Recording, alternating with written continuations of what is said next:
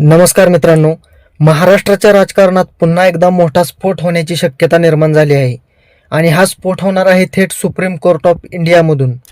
कल्पना करा, जर एका निर्णयामुळे पूर्ण राजकारण उलटलं, पक्षाचं नाव बदललं, चिन्ह बदललं आणि सत्ता समीकरणही बदललं तर? सध्या सगळ्यात मोठा एकच प्रश्न आहे, खरी शिवसेना कोणाची? उद्धव ठाकरे की एकनाथ शिंदे?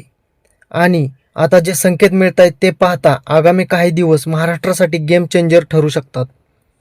कारण कोर्टातील चर्चांमधून, तज्ज्ञांच्या मतांमधून आणि राजकीय हालचालींमधून एक गोष्ट स्पष्ट दिसते.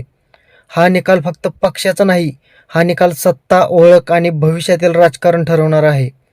आता यामध्ये नेमकं प्रकरण काय आहे ते समजून घेऊया पुढच्या 2 मिनिटांमध्ये. मित्रांनो, गेल्या काही वर्षात महाराष्ट्रात जे घडलं ते आपण सगळ्यांनी पाहिलंय.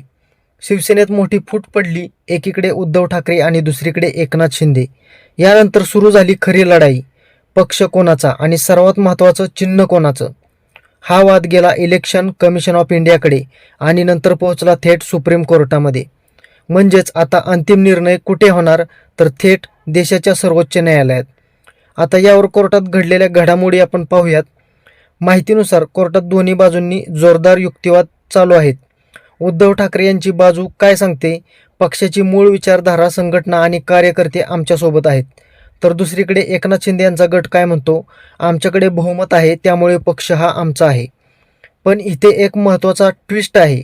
सुप्रीम कोर्टाने अलीकडच्या सुनावणीत काही कठोर निरीक्षणे नोंदवली आहेत, विशेषतः पक्ष फोडणे आणि लोकशाही मूल्ये यावर आधारित.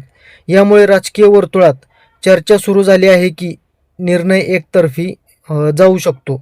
आता यामागे पडद्यामागचं राजकारण समजून घेऊयात. मित्रांनो, फक्त कोर्टातच नाही तर दिल्लीपासून मुंबईपर्यंत मोठ्या हालचाली सुरू आहेत. एकनाथ शिंदे यांचे वारंवार दिल्ली दौरे काय सूचित करतात? अमित शहांच्या भेटीगाठी हे सर्व कशासाठी? तर दुसरीकडे उद्धव ठाकरे यांनीही आपली रणनीती पूर्णपणे तयार ठेवली आहे.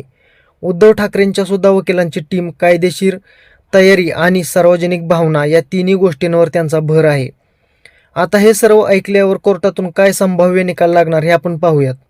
आता सगळ्यात मोठा प्रश्न काय होऊ शकतं? तर पर्याय 1, पक्ष आणि चिन्ह उद्धव ठाकरे यांना मिळू शकतं.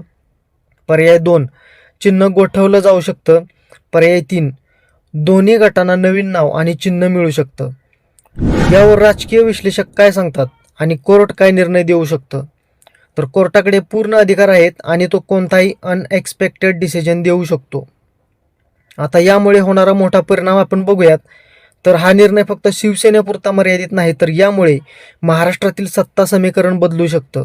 आगामी निवडणुकांवर मोठा परिणाम होऊ शकतो आणि सर्वात मोठं म्हणजे राजकारणाची दिशा पूर्णपणे बदलू शकते. काही तज्ज्ञ तर असंही म्हणतायत की जर निकाल उद्धव ठाकरे यांच्या बाजूने गेला तर मोठी राजकीय उलथापालथ होऊ शकते.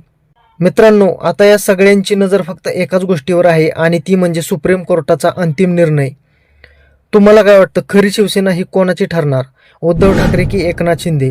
तुमचं मत नक्की कमेंटमध्ये सांगा आणि तुम्ही कुठून हा व्हिडिओ पाहत आहात तुमचा जिल्हासुद्धा कमेंट करून सांगा.